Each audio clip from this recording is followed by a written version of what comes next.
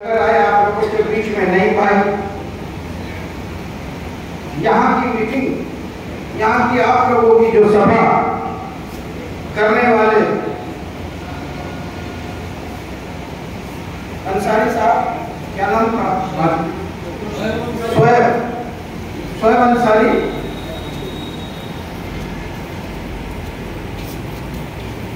यहाँ पर उपस्थित तमाम वो चिकित्सक जो आज इस मीटिंग का हिस्सा बने हैं, मैं सभी का हार्दिक धन्यवाद करता हूं और इस्तेकबाल करता हूं। महत्वपूर्ण मुद्दा क्यों है? मैंने आप लोगों की सारी बातें सुनी। मुझे लगता है कि आप लोग डरे हुए हैं। आप लोगों को धमकाया जा रहा है, डराया जा रहा है, आपकी रोजी रोटी को बंद करने की साजिश है, आपको अपराधी बनाने की साजिश है, आप लोगों के परिवार को कमजोर करने की साजिश है। और इस केरला की पावन धरती पर ही नहीं, पूरे देश में आप लोगों को कम करने की साजिश है, आपकी शक्ति कम करने की साजिश है। मैं एक बात बता, चिकित्सक मेडिकल एसोसिएशन काम कर रही है, लगभग सदस्य हैं।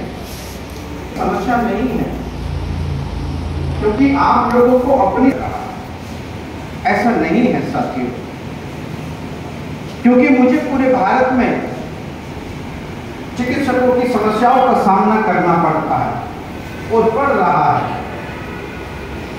एक अनुमान के अनुसार पूरे भारत में जो अनरजिस्टर्ड चिकित्सक हैं, जो स्वास्थ्य विभाग से रजिस्टर्ड नहीं हैं, वो लगभग 60 लाख चिकित्सक ऐसे हैं जिनकी अभी तक स्वास्थ्य विभाग में कोई भी रजिस्ट्रेशन नहीं है, परंतु वो चिकित्सक कोई ना कोई डिग्री अनुभव के आधार पर अपनी प्रैक्टिस सफलतापूर्वक कर रहे हैं।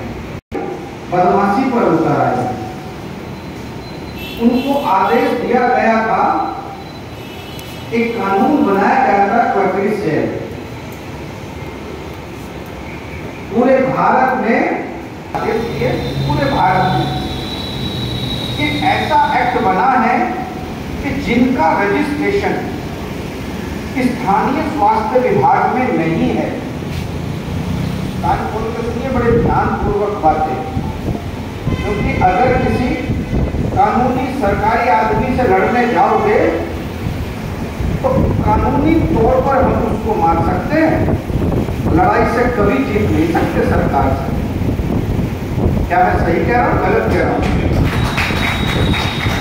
तो 97 जिनके पास स्वास्थ्य विभाग के अंदर रजिस्ट्रेशन नहीं है, ऐसे चिकित्सकों पर मेडिकल एक्ट की धारा 14/3, 15/4 और 420 के तहत मुकदमा दर्ज किया जाए।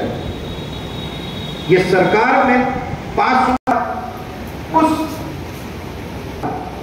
मगर मैं स्थानीय कोर्ट गया तो उन्होंने कह दिया कि यहाँ आपकी नहीं चलेगी और आप पे मुकदमा दर्ज होगा आपके चिकित्सकों पर।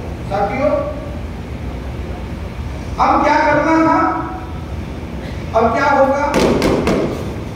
तो एसोसिएशन ने एक रिट याचिका दायर करी जनहित में। हमने भारत सरकार से मांग की, पहले नरेंद्र मोदी जी हुए, उससे पहले जो है डॉक्टर मनमोहन सिंह जी माननीय प्रधानमंत्री रहे, उससे पहले चंद्रशेखर जी रहे, उससे पहले देवगौड़ा जी रहे। सबसे हमने विनती करी, हमने 35,000 चिकित्सक लेकर धरना प्रदर्शन जंतर मंतर पे किया, पूरे देश की चिकित्सकों को बुलाकर, मगर आज तक कोई भी सरकार आश्वासन के अलावा आप लोगों को कुछ नहीं दे सकी। हमने सोचा कि केंद्र से नहीं राज्यों से होगा, तो हर राज्य के हमने विधानसभा पर जाकर 15 से 20 हजार चिकित्सकों के साथ लेकर हम लोगों ने विधानसभा को घेरने का काम किया, मगर जीरो।